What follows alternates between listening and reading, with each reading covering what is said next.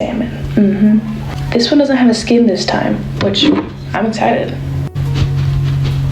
New nails, so I can't be digging in it.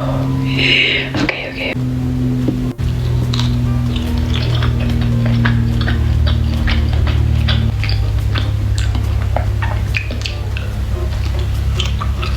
It's very simple, not too much. It's nice and buttery.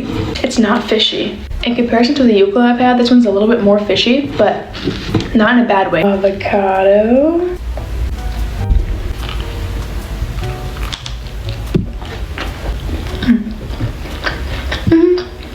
More dry and more tacky. I like this texture.